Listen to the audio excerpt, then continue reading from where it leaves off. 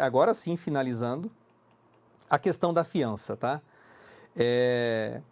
Que vai lá para o finalzinho dessa parte, isso dá quase 100 artigos também, pessoal, tá? São muitos artigos que dizem respeito a esse dispositivo, a essa parte das prisões e das medidas cautelares diversas da prisão. A fiança é uma medida cautelar, tá? Ela é uma medida cautelar, apesar de não estar previsto expressamente no edital, doutores, mas me parece que está dentro do contexto das prisões. Então eu vou falar aqui bem superficial, até para você entender o Instituto da Fiança, porque muita gente tem uma ideia equivocada desse instituto.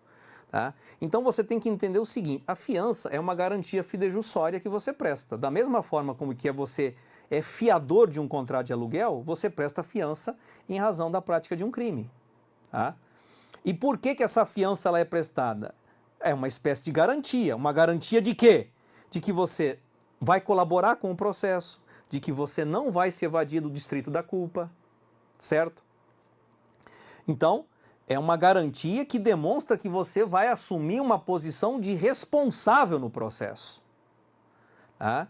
E tanto é que isso é uma garantia, pessoal, o que acontece com a fiança ao final do processo? A fiança ela é restituída. Então você recebe o dinheiro de volta corrigido, porque essa fiança ela fica vinculada ao processo numa conta judicial. Tá? Então, esse dinheiro é devolvido, tá certo? Inclusive se o cara for condenado. Inclusive se ele for condenado, a fiança vai ser devolvida. É claro que nós temos alguns descontos que serão efetuados, mas a fiança ela é restituída. Por quê? Você não prestou uma garantia para o processo transcorreu normalmente, você vai ter essa garantia devolvida. Tá certo? Bom, aí, doutores, vamos aqui pelo código, tá? Pelo código, rapidinho, e aí vocês marcam esses artigos que eu tô passando para vocês aqui, tá?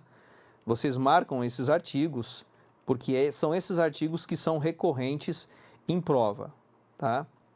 Então, começando aqui, pessoal,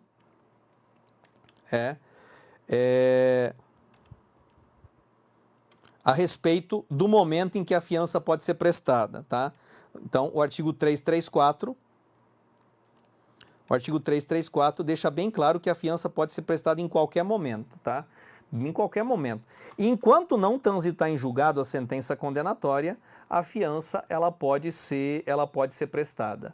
Quem que é o legitimado, pessoal? Quem que é o legitimado para poder arbitrar a fiança? Então, o que acontece? A fiança ela pode ser arbitrada pelo juiz, doutores, e pela autoridade policial, tá?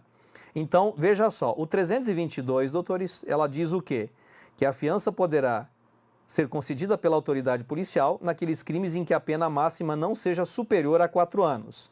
Lembrando que quando você tem esses prazos no processo penal, pessoal, você tem que levar em consideração eventuais causas de aumento e diminuição de pena e eventual concurso de crimes que você estudou lá no 69, 70 e 71 do Código Penal, tá certo? Então, até 4 anos, inclusive, o delegado tem legitimidade para arbitrar a fiança. A partir disso, o parágrafo único deixa bem claro que somente o juiz poderá arbitrar a fiança, tá? Somente o juiz poderá arbitrar a fiança. Muito bem.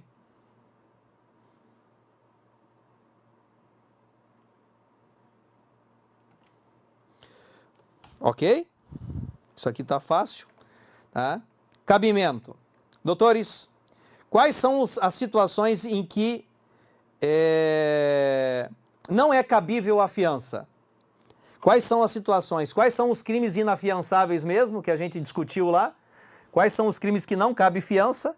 O racismo, a ação de grupos armados, os hediondos e o 3T, não é? O tráfico, a tortura e o terrorismo, não é? Então, somente nessas hipóteses aqui, doutores, é que não cabe fiança, e o 324, inciso 4, também, ele deixa claro, principalmente no inciso 4, tá, que não caberá fiança quando presentes os requisitos que autorizam a prisão preventiva. Tá? Uma questão muito recorrente, doutores, é aqui, ó.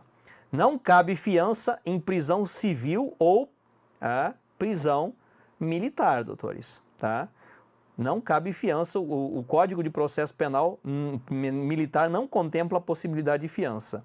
E é claro, se você já tiver quebrado a fiança anteriormente, tá? Então também não vai ser, você não vai ter direito a uma nova fiança. Bom, o valor, pessoal, o valor da fiança, lembrando que a fiança, ela não necessariamente tem que ser prestada exclusivamente em dinheiro, tá? Eu posso dar outros bens como garantia, tá? Então pode ser dinheiro, pode ser pedras preciosas, eu posso dar imóveis em garantia, carro, barco, você pode dar, porque é uma garantia que você presta ao juízo, é isso que você tem que levar em consideração, tá? E esse valor arbitrado, doutores, ele é muito variável, tá? Muito variável. Então, por exemplo, a autoridade policial, ela pode arbitrar o valor de 1 até 100 salários mínimos. Tá? O valor do salário mínimo hoje é 1.100, então você faz a conta. De 1 até 100. O juiz, doutores, pode arbitrar a fiança de 10 até 200 salários mínimos. Tá? 200 salários mínimos. Pô, Jair, mas eu já vi gente que paga fiança bem mais baixo do que isso. Tá? Bem mais baixo do que isso. Sim, doutores, é porque o juiz ele tem que levar em consideração a capacidade financeira. Então ele pode reduzir, por exemplo, se a pessoa não tiver condições, ele pode reduzir a fiança em até 2/3. Então ele estabelece um salário mínimo e reduz ela até 2/3. Ok? Agora, se ele entender que esses 200 salários mínimos não vão fazer nem cócega no cidadão, ele pode aumentar esse valor em até 1.000 vezes. Tá? Ele pode aumentar esse valor em até 1.000 vezes. Por isso, pessoal, que você tem fiança aí, onde o juiz estabelece 30, 40, ou você viu lá 1 milhão, 600 mil, 700 mil, 20 milhões, 30 milhões, 40 milhões de reais a título de fiança. Tá certo?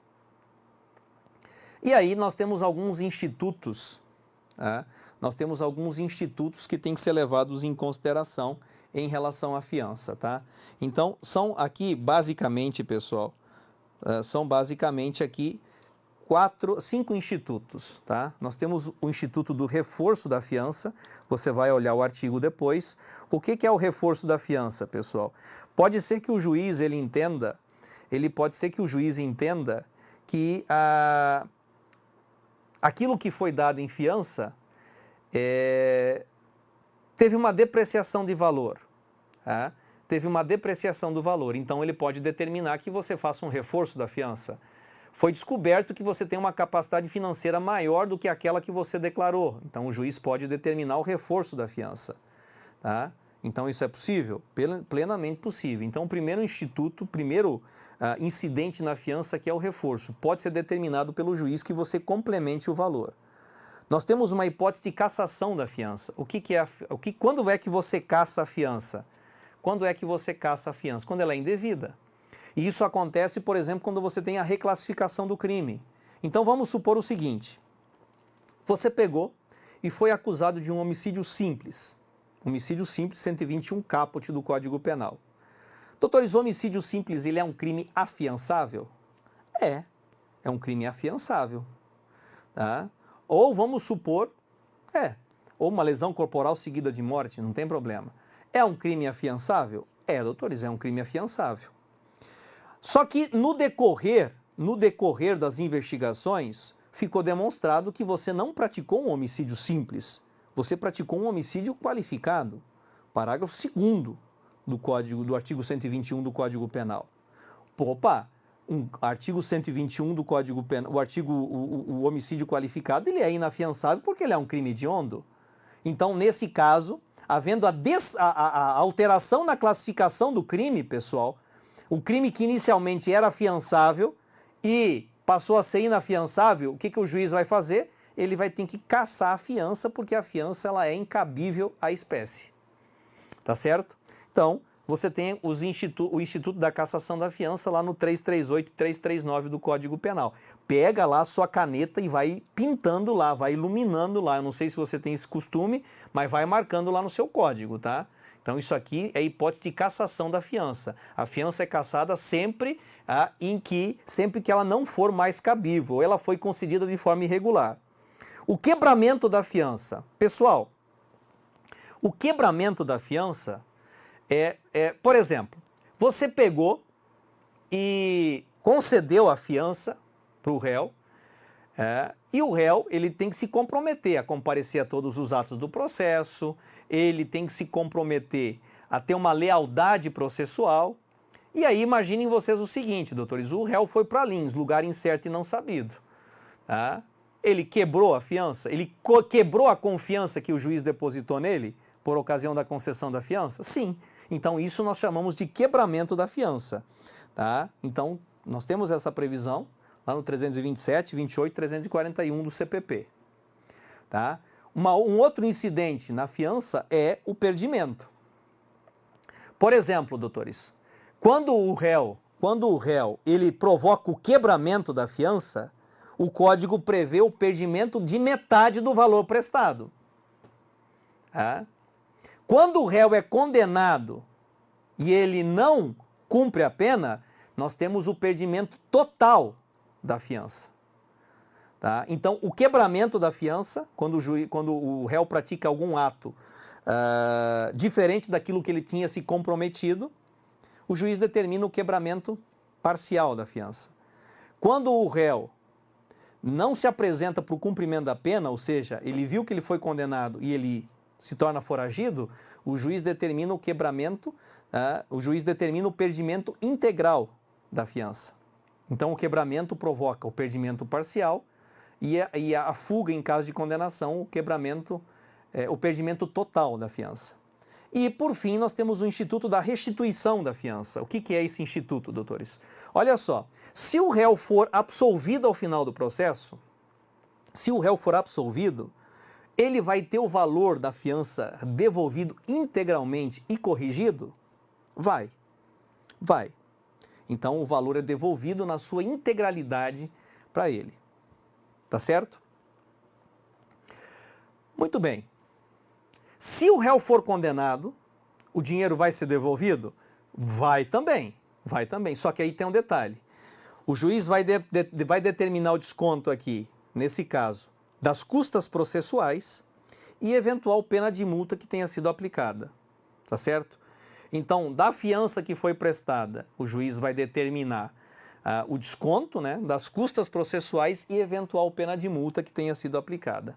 E o restante, se sobrar dinheiro, vai ser devolvido para o réu também. Então, ele vai ser intimado para comparecer à vara para pegar lá o alvará de levantamento e pegar esse valor de volta. Tá certo? Tá? Então, é uma situação que ocorre, doutores. Normalmente, então eu já me deparei várias vezes ter que intimar o réu ou qualquer outra pessoa que tenha prestado a fiança para ir lá pegar o alvará de levantamento, tá? E retirar esse dinheiro do banco. Tá certo? Então, como eu disse para vocês antes, só para dar essa ideia sobre fiança, porque eu não sei até que ponto isso pode ser cobrado na sua prova, tá? Mas eu recomendo que você faça a leitura desses institutos, porque, queira ou não, você pega a fiança, os artigos relacionados com a fiança, eles estão dentro da parte que diz respeito à liberdade provisória, tá? E a liberdade provisória está previsto lá no edital. Então, eu acho que, de repente, vale a pena você dar uma olhada lá